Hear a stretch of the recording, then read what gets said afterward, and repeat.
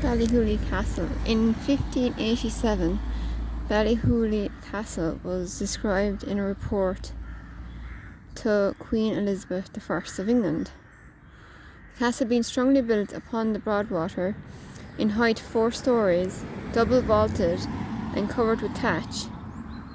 On the entry to the castle there is a door of iron, double chained and strong for defence.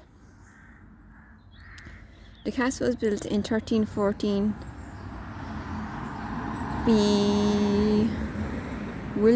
by William, son of the great Lord Roche, who in 1300 had become the first Baron of the Fermoy. The Norman Roches dominated this area in medieval times. Their stronghold at Ballyhooly, Castle Staffron, Grey Castle, Glanmore Castle and Castletown Roche commanded strategic positions along the Blackwater and its tributaries. In 1645, during the Confederate War, the castle was occupied by Irish royalists. It was later recaptured by the Parliamentarian Army of Oliver Cromwell, along with all the castles in the Blackwater Valley. In the absence of her husband, Ellen Lady Roche bravely commanded the defence of the family's principal stronghold at nearby Castletown Roche.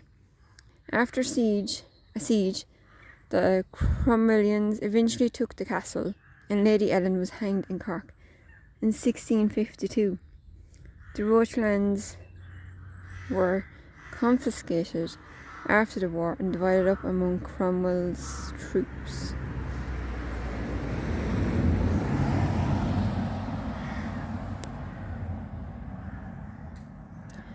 Ballyhooly Bridge has been an important crossing point, a ford on the River Blackwater, since the beginnings of the recorded history. The name Ballyhooly is derived from the Irish Baile Ura, the ford of the apples, and according to local tradition, the sides of the valley here were once covered with orchards. The ancient manuscript Book of Lismore contains a passage about the town of Lismore's founder, Saint Cartridge.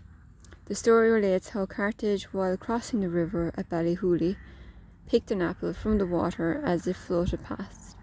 Later that day, he offered the apple to the deformed daughter of a local chieftain, and upon accepting it, the girl's withered arm was immediately restored.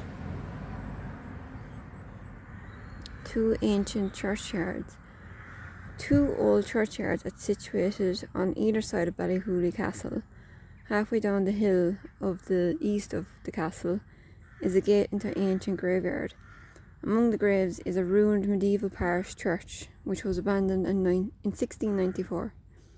Through a gate immediately to the west of the castle, you will find the Church of Ireland Anglican Parish Church, which occupies a beautiful spot overlooking the river. Lady Listowel laid the foundation stone for this church in 1880.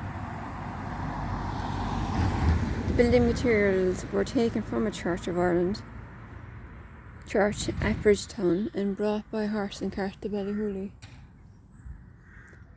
Convermore and the Earls of Listowel. Beside the gate to the Church of Ireland there once stood the entrance to Convermore, the County Cork estate of the wealthy Hare family. Earls of Listowel, William Hare, MP, bought the Convermore estate around the year 1800. Through a clever combination of business and politics, he gained the titles Viscount Ennismore and Earl of Listowel. The enormous mansion stood within an impressive demesne. The grounds contained a tennis court, a golf course, and there were 25 full-time employees: cooks, chambermaids, nannies, nurses, butlers, gardeners, gillies, and gamekeepers. The family had an estate of 30,000 acres in Cork and Kerry. William III, Earl, and the last to live here, was a lord-in-waiting to Queen Victoria and a veteran of the Crimean War. The magnificent blue cedar, which still stands at Convermore, was planted in 1885 by Edward, Prince of Wales, who later became King Edward of England.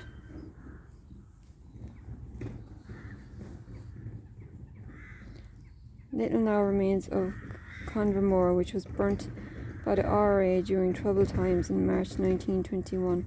IRS claimed that Lord Listowel was an aggressively anti-Irish person, was a cause of great distress to the elderly Earl, as he was popular in Ballyhooly and lived there for 60 years. Hi, how are you? In retaliation, British soldiers blew up the Castle Tavern pub, situated at the crossroads south of the River Blackwater.